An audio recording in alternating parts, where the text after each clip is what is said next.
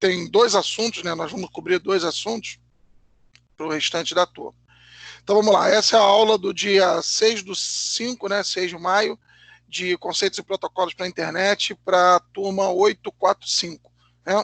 Então hoje a gente começa falando aí do tema 8, onde a gente vai falar da camada de aplicação, e se possível a gente já entra no tema 9, que é a camada de transporte, para a gente ver se fecha isso tudo na aula de hoje. Se for possível, se não for possível, a gente começa hoje e termina na aula da semana que vem. Tá legal? Então vamos lá, deixa eu só compartilhar meu slide aqui com vocês, para a gente poder dar sequência aqui. Eu já postei agora de manhã lá no AVA para vocês, esses 2 slides. Aí que tem gente querendo entrar aqui.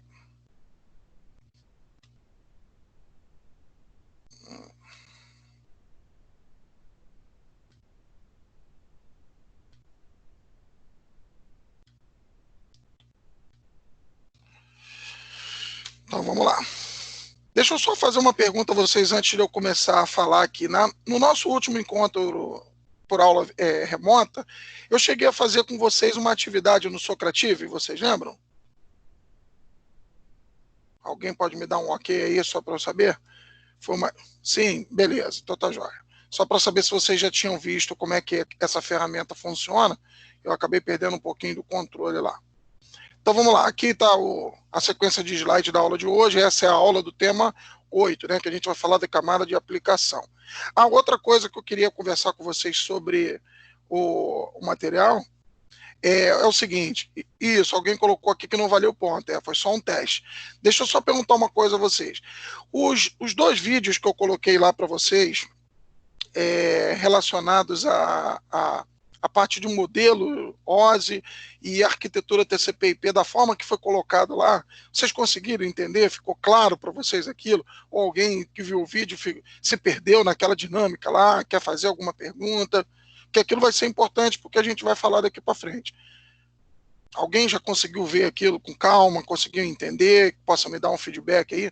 É porque é uma matéria que eu nunca tinha dado aula remotamente disso, eu sempre fiz via sala de aula, no quadro, aquela explicação. Eu tentei reproduzir como é que se diz, lá no Paint, o que eu faria no quadro. Eu não sei se ficou muito claro para vocês.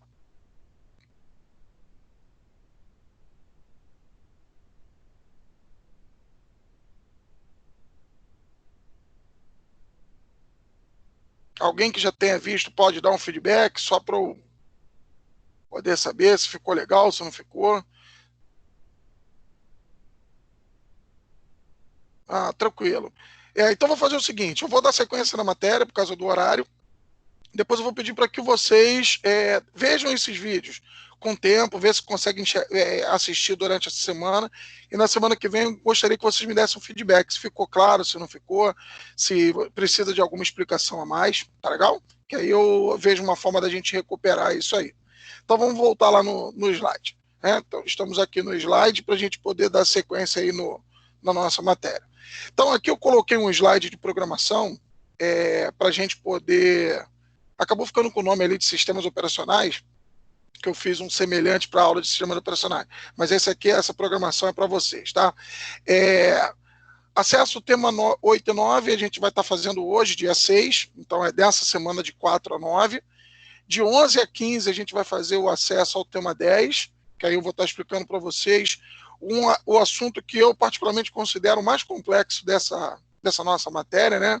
Que é a parte de endereçamento IP, né? Então, a minha ideia é fechar esse conteúdo com vocês na semana que vem, do tema 10. Por que eu estou fazendo dessa forma? E, na verdade, eu estou seguindo uma orientação da institucional, né? Que é o quê? A gente fechar esse conteúdo até o dia 15, para que, caso a gente volte, eu acho que essa probabilidade é muito remota, mas caso isso aconteça, as 2 últimas semanas, que seriam aulas presenciais, né?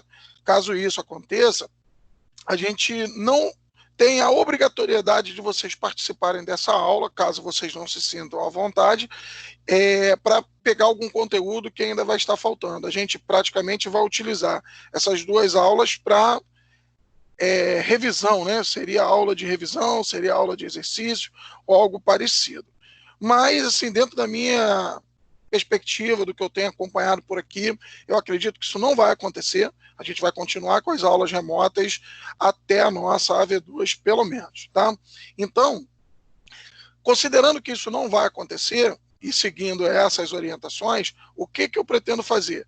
Nessa semana do dia 20 e na semana do dia 27, que são as duas aulas seguintes depois do tema 10, eu vou fazer só a resolução de exercícios com vocês, tá?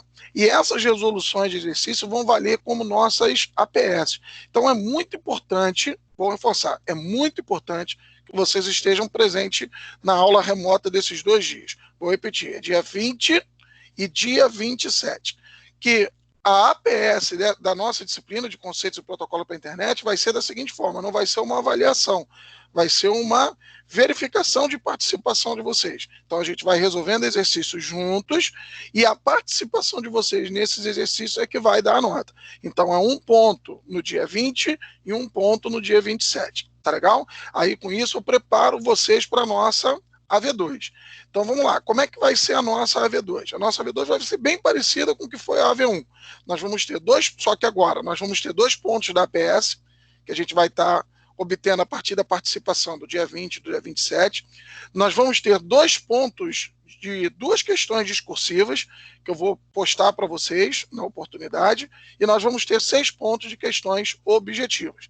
Essas questões objetivas nós vamos fazer via Socrative, em cima dessa última ferramenta que a gente trabalhou aí naquele nosso último encontro de aula remota. Tá legal? Então, repetindo, 2 pontos da APS que vão ser distribuídos nas aulas do dia 20 e do dia 27, 2 pontos dessas questões discursivas, que essas questões discursivas vão ser em cima da resolução de exercícios que a gente vai fazer no dia 20 e no dia 27. Ali nós vamos entender o que a gente vai ter que fazer nas nossas questões discursivas.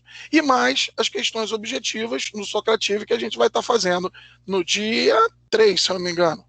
É primeira, segunda, 2, 3. No dia 3 a gente vai abrir uma sessão do Socrative com algumas questões objetivas para que vocês possam fazer lá a prova referente à disciplina, a AV2, né, da disciplina de conceitos e protocolos. Tá legal? Alguém ficou com alguma dúvida aí?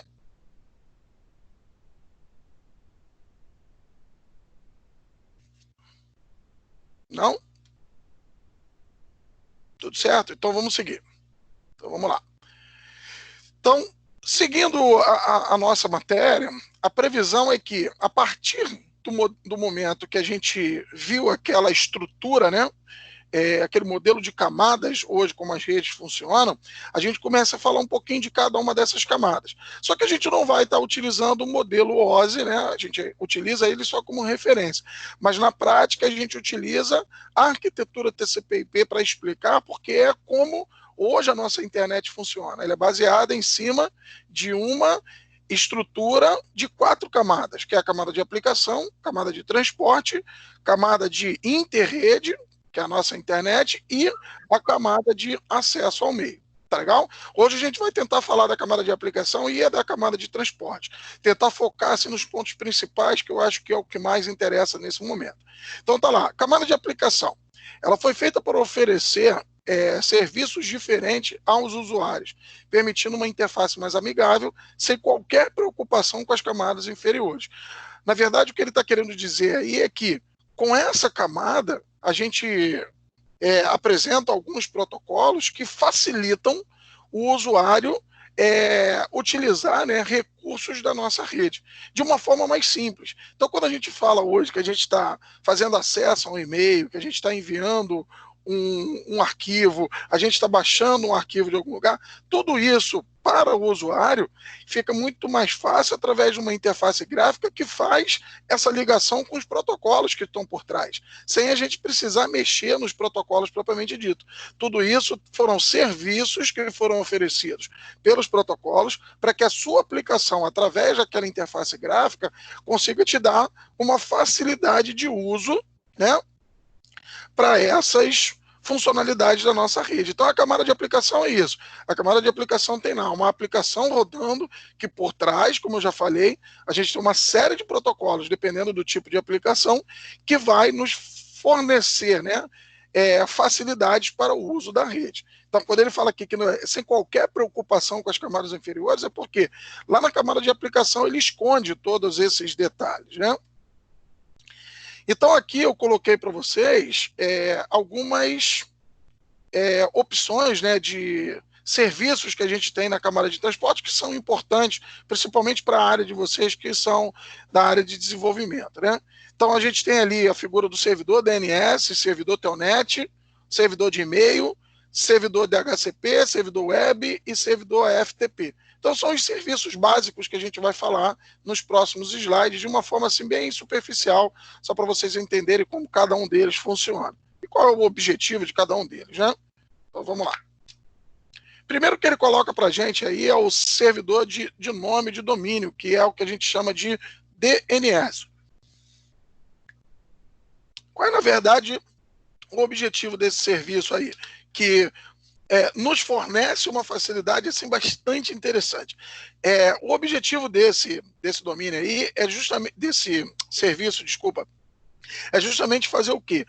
Trabalhar de uma forma que a máquina consiga entender o que a gente deseja. Como eu falei para vocês, as nossas máquinas, quando eles vão fazer alguma busca em alguma rede, ele trabalha em cima de endereços, né? Que a gente chama de endereço físico ou endereço lógico. Na aula da semana que vem a gente vai entender um pouquinho melhor sobre isso, que é também conhecido como endereço MAC, que é o endereço físico, ou endereço IP, que é o endereço lógico. Então as máquinas, na verdade, para que elas possam se comunicar, elas só enxergam esse tipo de identificação. Então cada máquina tem uma identificação dessa. Tem um endereço físico e tem um endereço lógico, tá certo? Só que quando a gente vai acessar um determinado servidor, por exemplo, nesse slide ele está mostrando que eu tenho lá uma URL, que é um endereço, né, como a gente chama lá do nosso browser, que eu estou colocando lá, por exemplo, www.cisco.com. Então eu quero acessar o site da Cisco. Eu não preciso ter de cabeça, eu não preciso ter anotado em algum lugar qual é o endereço IP daquele servidor da Cisco, um servidor web da Cisco onde eu queira buscar alguma informação. O que eu preciso ter é o quê? É um nome que, na verdade, ao colocar o nome nesse browser, esse nome vai ser encaminhado para um servidor DNS e ele, por sua vez, vai fazer a conversão desse endereço, dessa URL, para um endereço IP. Nesse próximo slide a gente consegue visualizar isso. Olha. Então eu tenho aqui a figura do cliente, né? E tem aqui a figura do servidor DNS. Não é o servidor da Cisco ainda. Então, quando um cliente quer acessar esse endereço, www.cisco.com, e ele não tem ainda o endereço IP correspondente, o que ele faz? Ele manda um pacote pela rede que vai chegar até o servidor DNS que atende a ele. Isso pode ser do nosso provedor, isso pode ser da nossa empresa. Então, dependendo de cada cenário, você vai ter um servidor DNS desse localizado em uma área. Então, essa solicitação é enviada para esse servidor e esse servidor responde com o endereço IP correspondente àquele endereço que você quer acessar. A partir daí, você vai utilizar isso no seu pacote. Lembra daquele processo de encapsulamento que a gente foi falando de camada a camada? Quando ele passar pela camada de interrede ou da camada de internet, ele vai adicionar alguns campos de controle. Um dos campos de controle que ele adiciona é justamente esse endereço aí. É 198.133.219.25, que é o quê? O endereço do servidor DNS que eu quero acessar. Então, esse trabalho do DNS, desse servidor de domínio, é muito importante, porque sem ele a gente não conseguiria se comunicar na rede. Tá legal? E isso é um serviço que é realizado lá na camada de aplicação da nossa arquitetura TCP/IP. Tá ok? Aqui ainda, para fechar esse modelo esse assunto de DNS, ele coloca para a gente aqui um processo de busca, né, desses nomes, como é que é feito isso nos servidores. Então a gente tem aqui o seguinte, por exemplo, o site que a gente colocou lá não era cisco.com, www.cisco.com. Como é que isso funciona? Caso esse endereço não esteja no seu servidor aqui inicial, ele começa a buscar isso por identificação. Então, por exemplo, ele vai pegar aqui o .com, ele vai lá no servidor.com e vai ver todos que estão pendurados nesse .com. Aí o que acontece? Ele vai ver que lá no .com ele tem um domínio Cisco e ele vai encaminhar para esse servidor aqui qual é o endereço do domínio Cisco e a partir daí ele encaminha para o cliente DNS. Tá legal? Então ele faz uma busca assim do mais genérico, né? Que seria lá o .com, .org, .br, e vem descendo até chegar à parte mais específica daquela comunicação, daquele endereço que você deseja. Então, no nosso caso, ele partiu do mais genérico, que é o .com, desceu para o Cisco, e depois, a partir do Cisco, ele vai e te passa a informação que você deseja, que é justamente aqui, como a gente está vendo, o endereço IP correspondente. Tá legal? Então, com isso aí, a gente fecha a parte de DNS. Queria saber se alguém ficou com alguma dúvida para a gente poder seguir. Não? Tranquilo? Então vamos lá.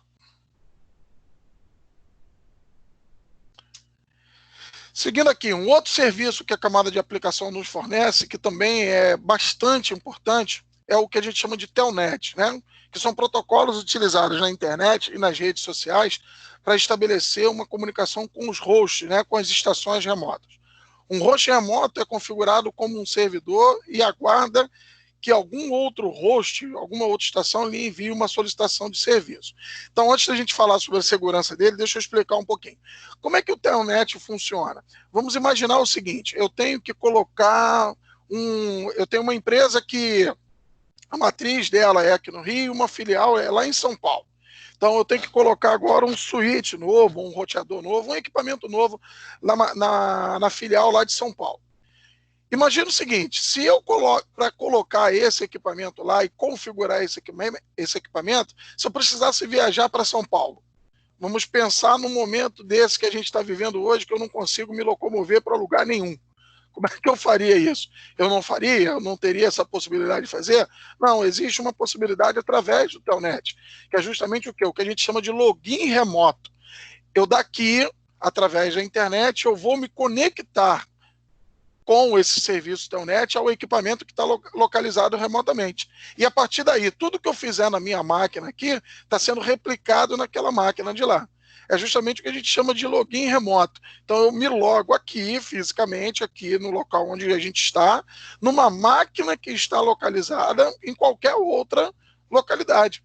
Por quê? Eu consigo fazer uma sessão de comunicação com ela, eu abro uma tela aqui na minha máquina que está espelhando o que está acontecendo lá do outro lado. Tá certo? Então, isso é uma facilidade que me dá para fazer qualquer tipo de comunicação. Tá legal? Existe alguns softwares, né? Isso se utilizava muito naquela época de... como é que se diz? De videolocadora. Videolocadora não, fiquei com videolocadora na cabeça, Lan House, né? Que você tinha um administrador e conseguia enxergar todas as máquinas, conseguia mexer em todas as máquinas, não é isso? Hoje a gente tem um softwarezinho chamado de TeamViewer, que é justamente o Telnet. Você, de uma máquina, você consegue controlar a outra máquina e enxergar tudo o que está acontecendo na outra máquina e interferir, porque você passa a ter um acesso direto àquele recurso, tá legal?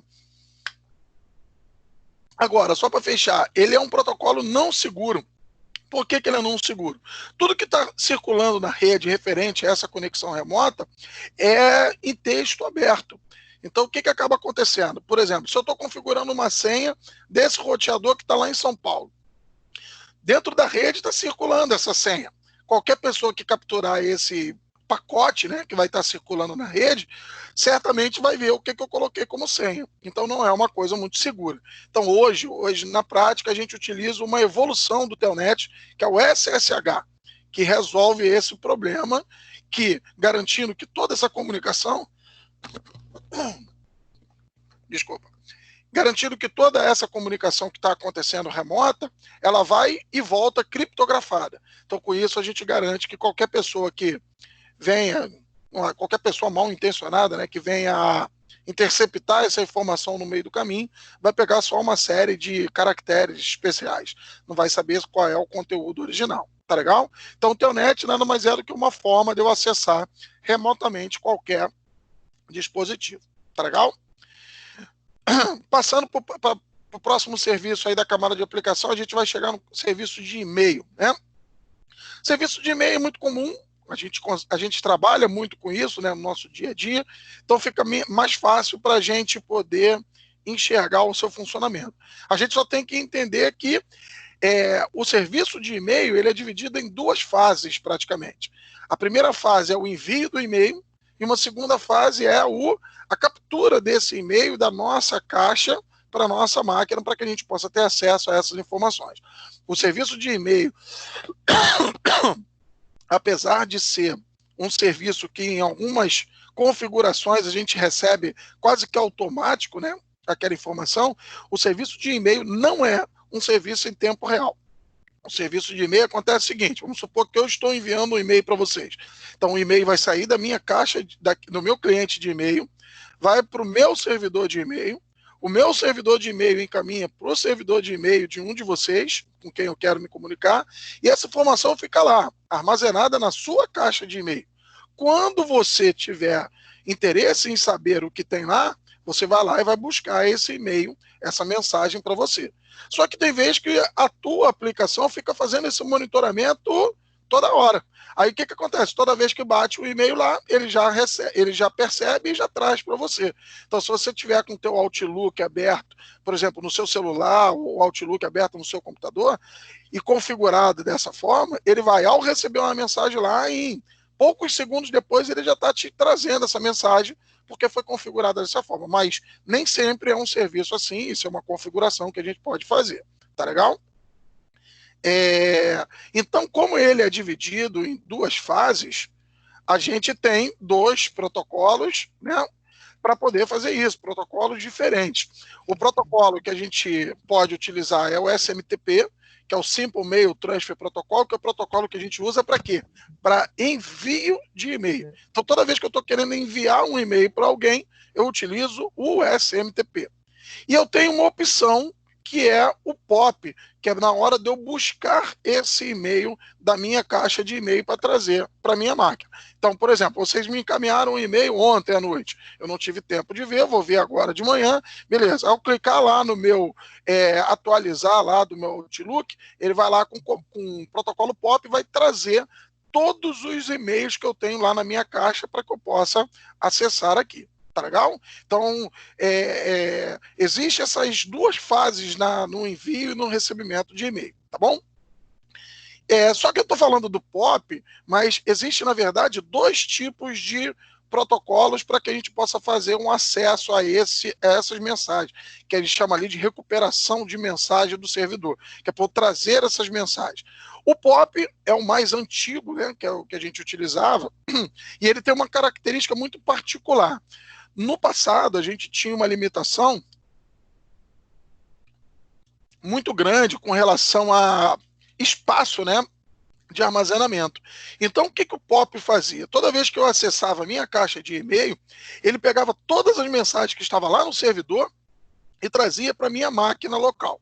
Ele baixava isso tudo para a minha máquina e zerava isso lá no servidor. Para quê? Porque como eu tinha pouco espaço, isso era uma configuração que garantia que eu teria espaço lá para receber novas mensagens. Só que isso gerava um problema muito sério. Vou dar um exemplo assim no meu caso. Por exemplo, eu trabalho em duas unidades aí da Unicarioca. Eu trabalho no Rio Comprido e trabalho no MEA como coordenador. Então vamos supor que no MEA eu vou lá e abro minha caixa de e-mail utilizando o POP. O que ele vai fazer, na verdade? Ele vai baixar todas as mensagens do servidor para a minha máquina física lá da unidade do MEA. No dia seguinte eu vou estar atendendo lá no Rio Comprido. O que vai acontecer? Se eu tentar buscar minhas mensagens lá no servidor, eu já não tenho mais nada, porque as mensagens agora ficaram todas na máquina do MEA. E isso aí dificultava muito o trabalho de quem trabalhava na rua, de quem trabalhava cada dia num lugar, como é o meu caso.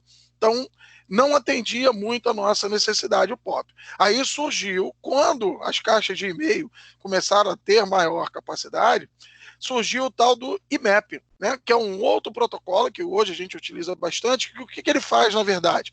Ele não baixa essas mensagens para a nossa máquina, ele só faz um espelho. Então, daqui eu estou enxergando o que está lá no meu servidor hoje, fica lá no servidor, mas daqui eu vou fazendo as operações e ele vai replicando para lá para o servidor. Por exemplo, se eu quiser deletar uma mensagem e estiver utilizando o IMAP, eu vou deletar como se fosse na minha máquina local. Ele vai e replica essa ação lá para o servidor. Amanhã, se eu tiver, por exemplo, na unidade do Rio Comprido e for ver, com certeza lá no servidor aquela mensagem já não existe mais. Tá certo? Mesmo eu tendo deletado ela aqui, porque cada ação que eu faço na minha máquina, com relação às mensagens, vai sendo replicado para a máquina lá, onde está a minha caixa de e-mails, né? A minha caixa de mensagem. Tá legal?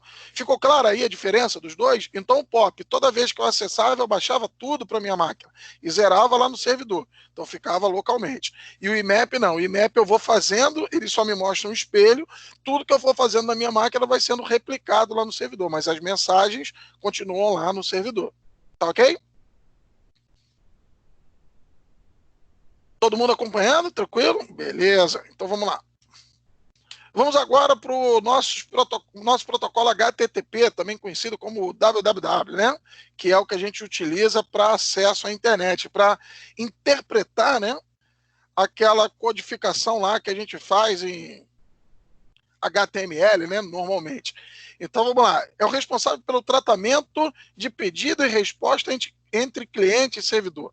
Opera sobre o protocolo TCP/IP, sobre essa arquitetura que a gente está falando, né? Mais especificamente na camada de aplicação, para estabelecer um mecanismo de serviço de estrutura de requisição-resposta. Então, como é que isso funciona? Toda vez que a gente acessa um site, né, um servidor web de qualquer empresa, na verdade, o que a gente está fazendo? Aí está até aquele exemplo da Cisco novamente. Eu vou colocar lá a URL, www.cisco.com. Num primeiro momento, ele vai transformar isso no endereço IP, volta o endereço IP para mim, isso quem está fazendo é o servidor DNS. Com o endereço IP, eu gero um pacote. Esse pacote seria o quê? Uma solicitação, ou o que ele chama aqui de requisição. Eu vou fazer uma requisição de acesso àquele servidor e ele vai me responder com as informações que eu desejo. Esse servidor é o meu servidor web, também conhecido como servidor HTTP. Então tá aqui, ó.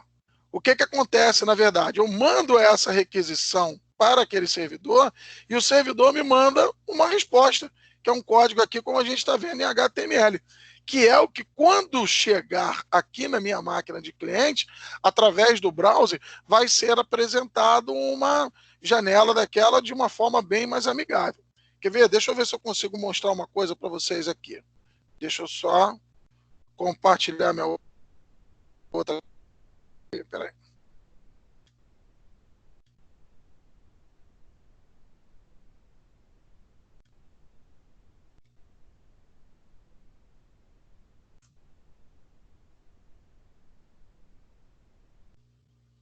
Eu estou aqui na página da Unicarioca, por exemplo, tá? Então isso aqui é o que o browser está me mostrando, mas o que o HTTP trouxe para mim é isso aqui, ó.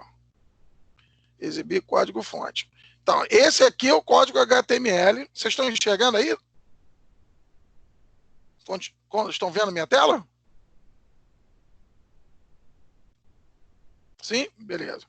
Então, vamos lá. Onde é que eu estava? Não, não era aqui. É aqui. Aqui. Então, esse aqui. Esse é o código HTML que o meu HTTP está trazendo para mim. E dentro desse código, ao chegar no browser, ele vai e me faz uma apresentação bem mais amigável, né? Que é essa janela que a gente está vendo aqui. Tá legal? Então, essa aí é a funcionalidade do nosso HTTP. Deixa eu voltar aqui para o nosso slide. Tá legal? Então, HTTP nada mais é do que um protocolo de comunicação do tipo solicitação-resposta ou requisição-resposta, onde a gente faz acesso ao servidor web e ele manda para a gente um código desse HTML, que é o que vai nos possibilitar acessar os recursos daquela máquina. Tá legal? Aí ele mostra aí a página web sendo apresentada lá no cliente, como a gente viu ali no exemplo que eu fiz. Tá ok? Vamos agora para o protocolo FTP. O protocolo FTP é um protocolo de transferência de arquivo. Então, sempre que a gente fala algo relacionado a download ou upload, a gente normalmente está utilizando algum protocolo de transferência de arquivo e o mais comum da gente utilizar é o FTP. Tá legal? Então, o que acontece aqui? A gente tem a figura de um cliente FTP aqui, ó, que vai estar fazendo acesso a um servidor FTP, onde essas informações estão guardadas. Então, vamos imaginar assim, por exemplo, um torrent desse da vida, que eu acredito aí que todos já tenham utilizado. Então, eu tenho o cliente torrent e tenho o servidor torrent. Quem é que está possibilitando a comunicação para que você baixe arquivos daquele servidor torrent para sua máquina? É justamente o FTP. Então, o que ele faz? Ele faz uma sessão com o servidor, estabelece essa comunicação e, a partir daí, ele possibilita essa transferência. O FTP é um protocolo que ele gerencia essa transferência de arquivo. Qual é a grande vantagem dele fazer essa gerência de transferência? Que caso durante a transferência de arquivo a tua conexão caia, ele tem um canal de controle que ele fica gerenciando para saber onde aquilo parou e que você, possibilitando que você consiga, né, dar sequência naquela transferência do arquivo daquele ponto onde foi parado. Os modelos mais antigos não possibilitavam isso. Hoje o servidor TFT, serviço FTP já nos possibilita. Tá legal? Então é um serviço bem simples, fica bem fácil para a gente entender, porque a gente trabalha com isso praticamente a todo momento, né?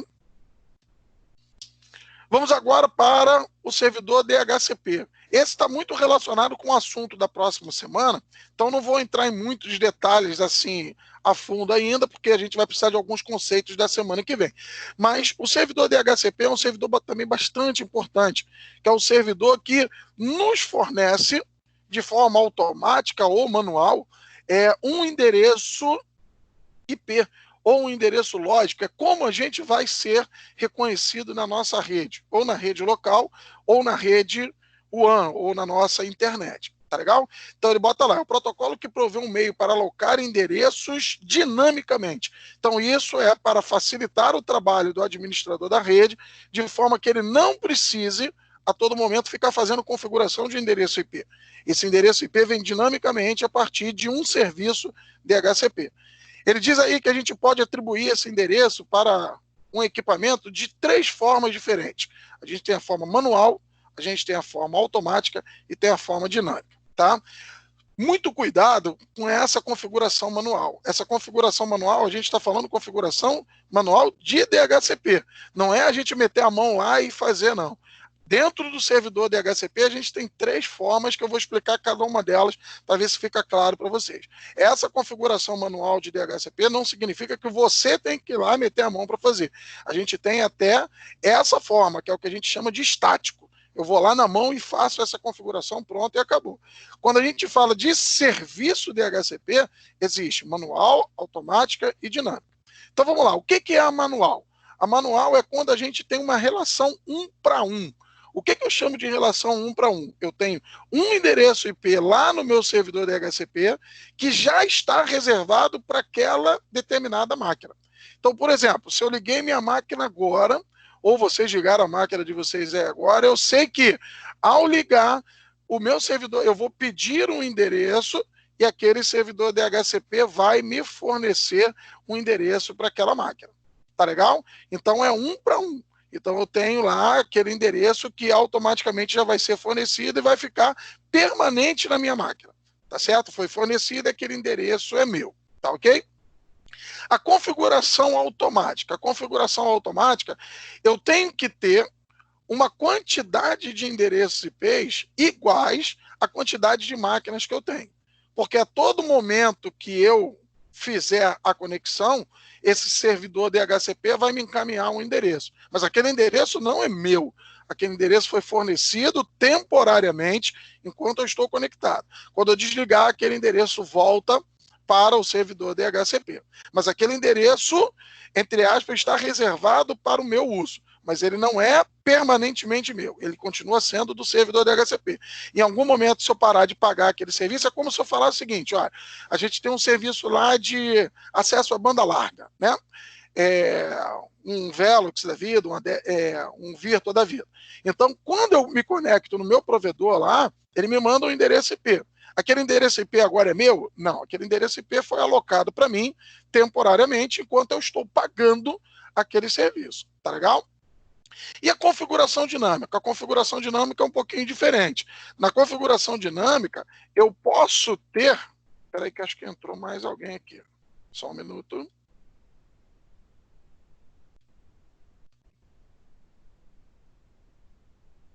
A configuração dinâmica, eu posso ter, por exemplo, 10 endereços e eu posso ter 20 máquinas.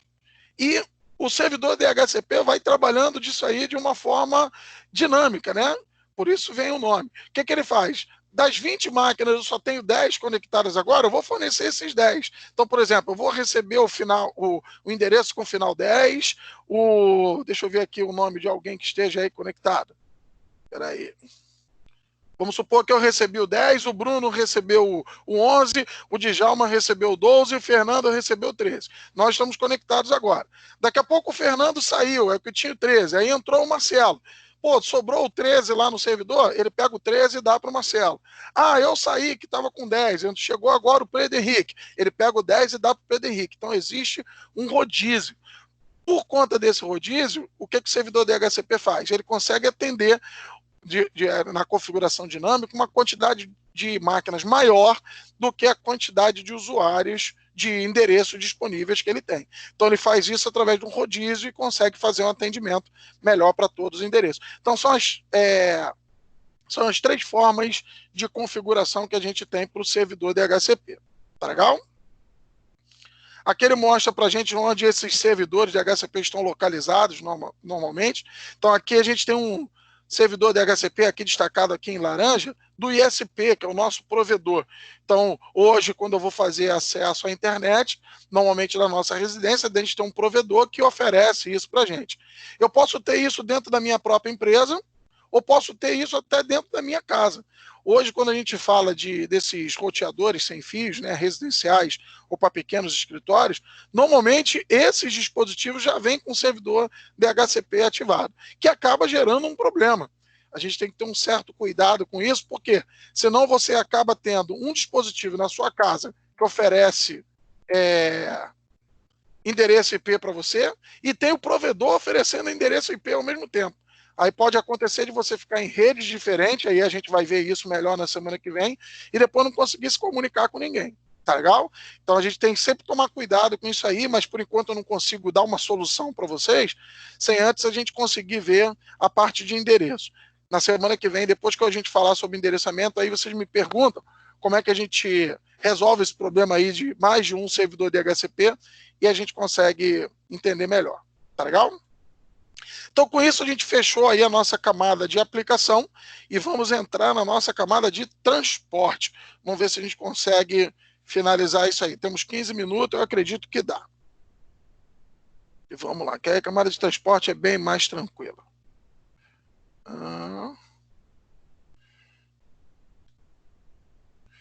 Deixa eu só compartilhar, que eu acho que saiu o compartilhamento, né?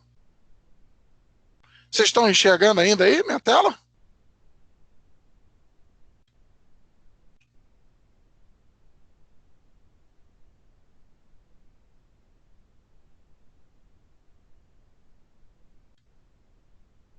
Beleza, então vamos seguir então. Cadê o slide? Tá aqui.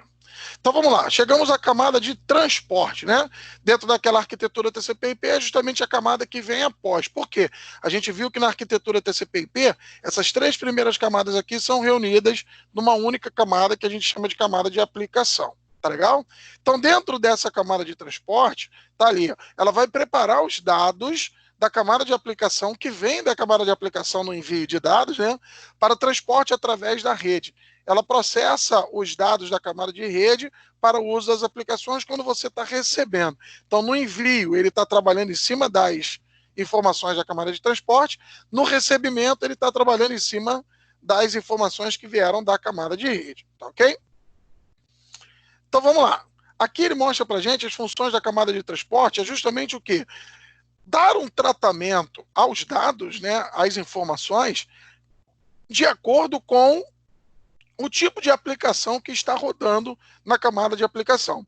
Então, na camada de transporte da arquitetura TCP/IP, como a gente vai ver aqui nesse slide, a gente tem dois protocolos base, né? Não sei se aqui ele já fala para a gente.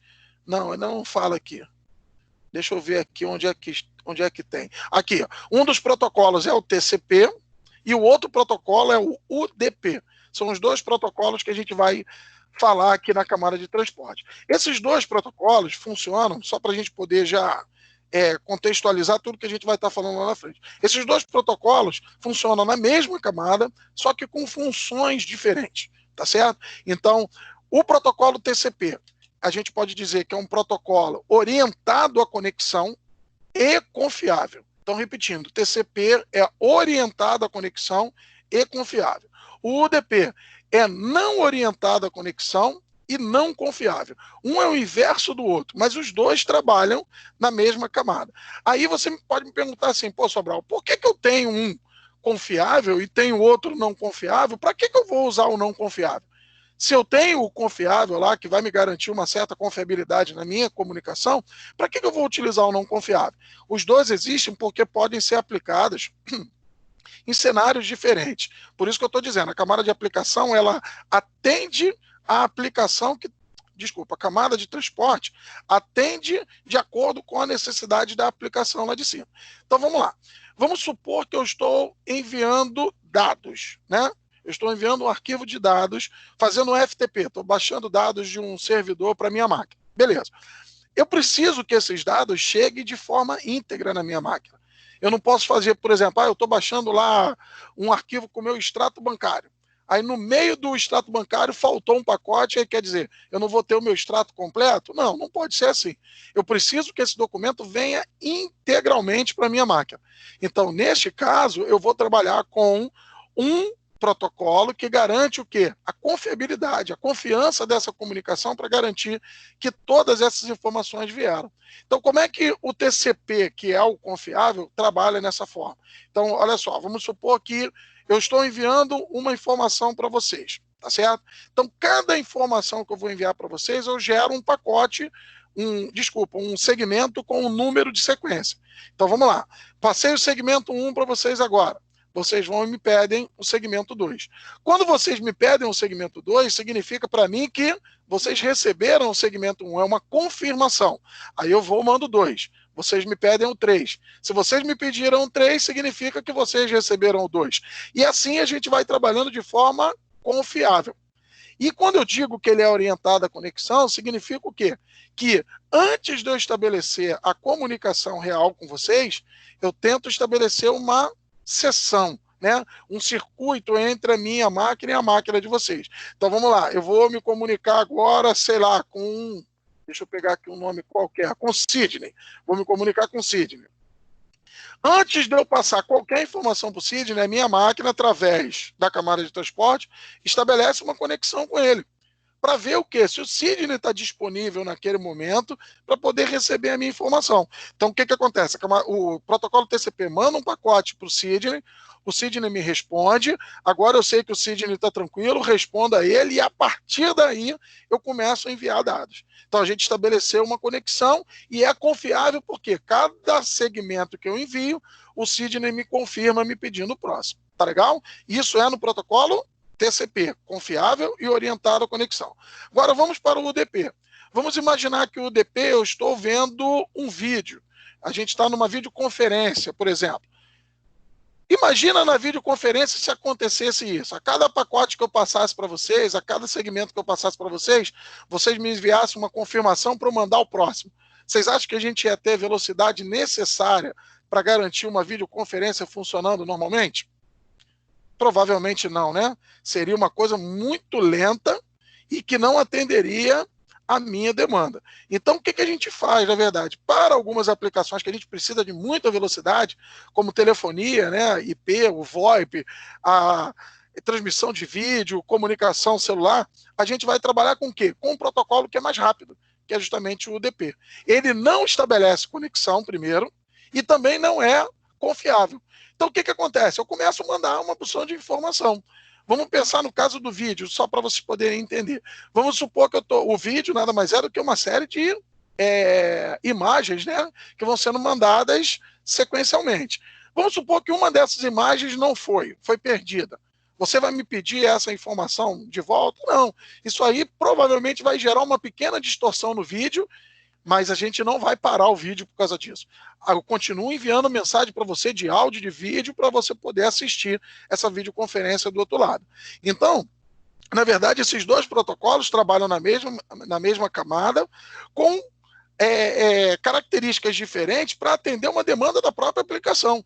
Aquela aplicação que eu preciso de maior velocidade, eu vou trabalhar com o quê? Com UDP, que ele não é confiável, ele não fica fazendo confirmação de segmento e nem estabelece conexão. Ele vai pegar e vai mandar dados. Se você recebeu, ótimo. Se você não recebeu, paciência. O TCP não. O TCP já é mais cuidadoso.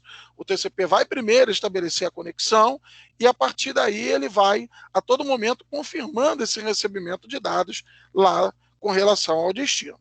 Tá legal? Então, assim, de uma forma geral, a nossa camada de transporte é isso. E a gente vai falar a partir de agora algumas características complementares. Tá legal? Então vamos lá. Aqui ele mostra pra gente, nesse slide, o que a gente acabou de falar agora. Desse lado aqui esquerdo, a gente tem duas aplicações que precisam de velocidade, né? Então aqui eu vou estar utilizando o quê? O próprio protocolo UDP. Então ele bota aqui, ó, quais são as requisições aqui e propriedades do protocolo. Ele precisa ser rápido, né? Precisa ter uma baixa sobrecarga, não requer confirmação, não reenvia pacotes perdidos e aqui, ó, entrega dados lá no destino. Ele também não garante, né, essa entrega de dados lá. A gente vai ver isso num outro slide lá na frente. E aqui do protocolo, as características do protocolo TCP. Ele é confiável, confirma dados, reenvia dados de destino e garante que a entrega dos pacotes vão chegar em ordem lá no destino, na ordem que a gente enviou. Nesse caso aqui, eles não chegam em ordem, tá? Daqui a pouco a gente vai ver isso num outro slide aqui. Um outro conceito importante na camada de transporte é quando a gente fala de números de porta, né? Não sei se vocês já ouviram falar de porta 80, porta 21, porta 23. Na verdade, essas portas servem para identificar qual é a aplicação que a gente está utilizando. A porta mais conhecida aí é a porta 80, que está relacionada justamente ao protocolo HTTP. Quando a gente faz um acesso a um servidor web, ele identifica através dessa porta.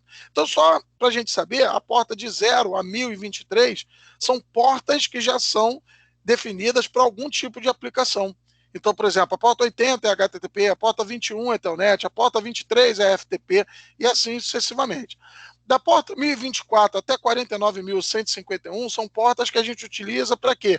Para alguma aplicação própria que eu venha desenvolver. Então, vamos supor que nós, da turma aqui de conceitos, desenvolvendo uma aplicação cliente-servidor. Uma aplicaçãozinha qualquer para a gente poder se comunicar. Isso não é uma coisa de uso padronizado, todos vão usar, não, é uma coisa nossa.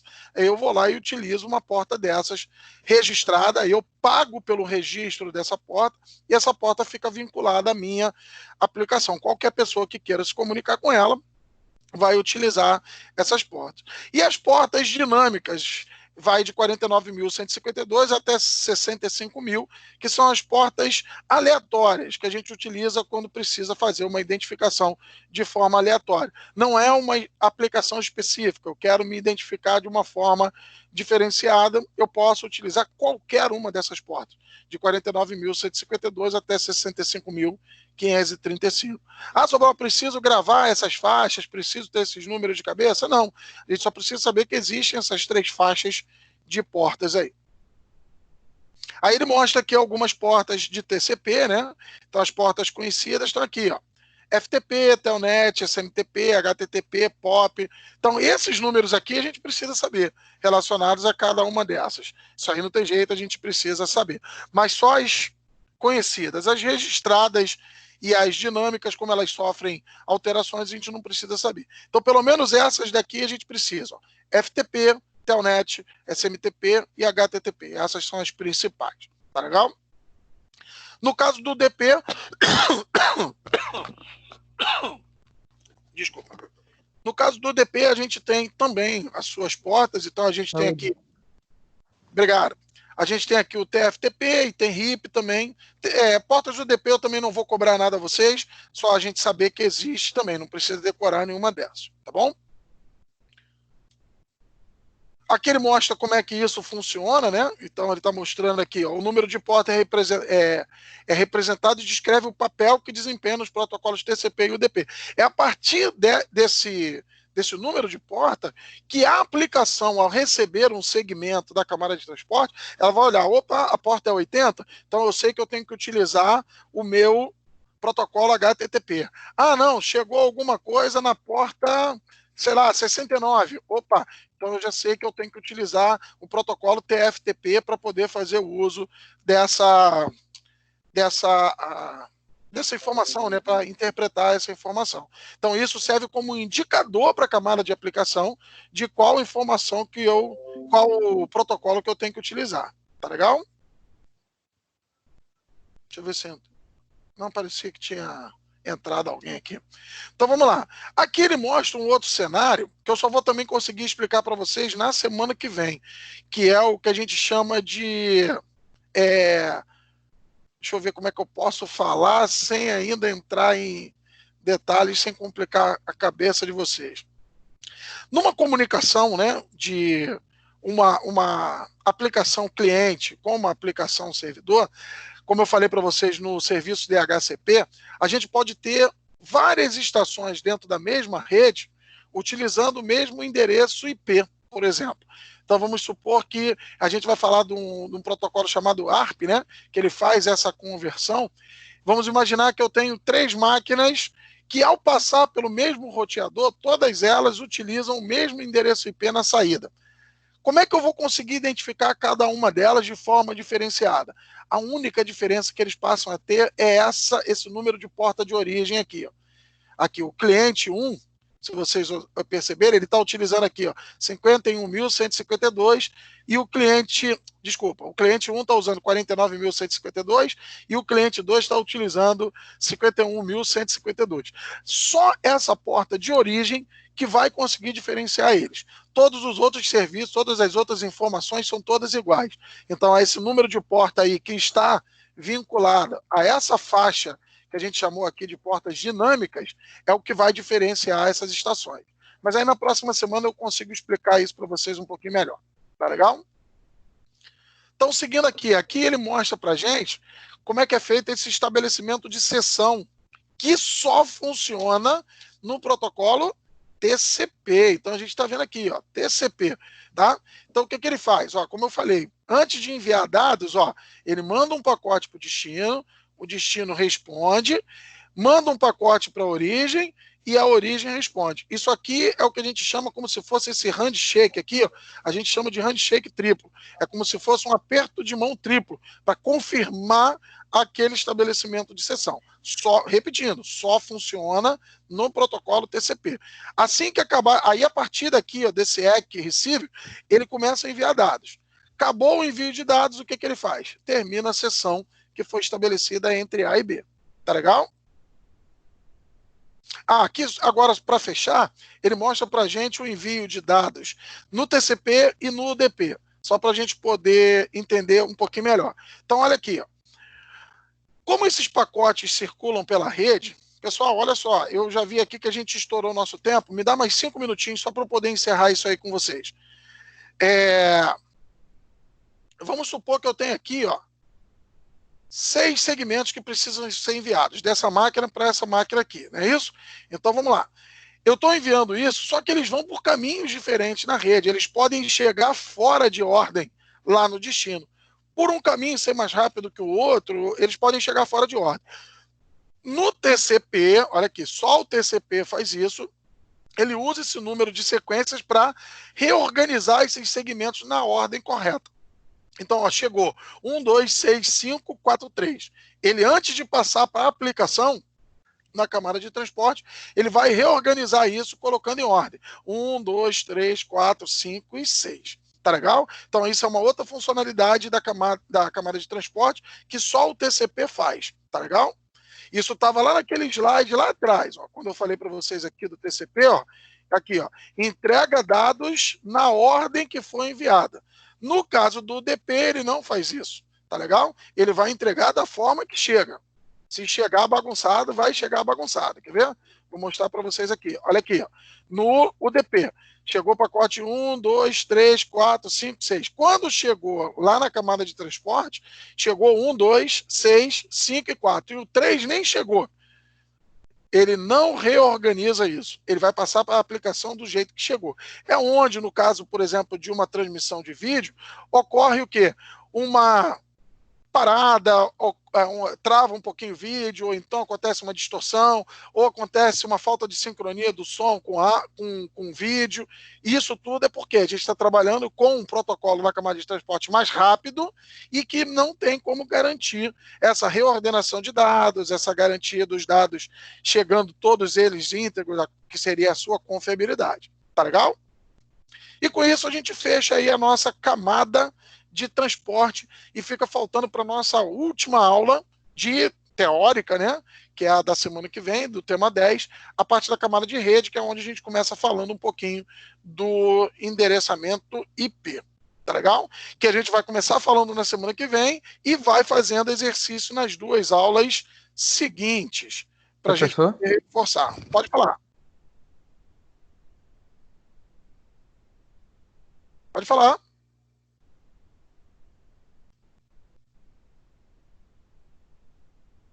Oi, oi. Espera aí que eu vou aparecer aqui para vocês. Oi, estou ouvindo. Alguém queria falar alguma coisa? Não? Então eu vou parar aqui a Professor, gravação. Pode falar. explica melhor aí como você vai fazer a prova lá, que eu entendi de uma forma, agora eu descobri que era outra. Não entendi muito bem. A prova que você está falando?